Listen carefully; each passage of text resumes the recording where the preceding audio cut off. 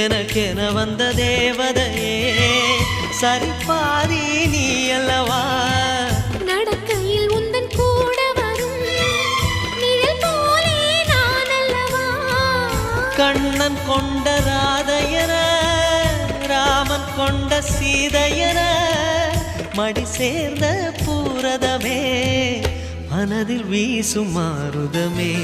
நன்றி சொல்ல உனக்கு வார்த்தை இல்லை எனக்கு நான் தான் மயங்குறேன்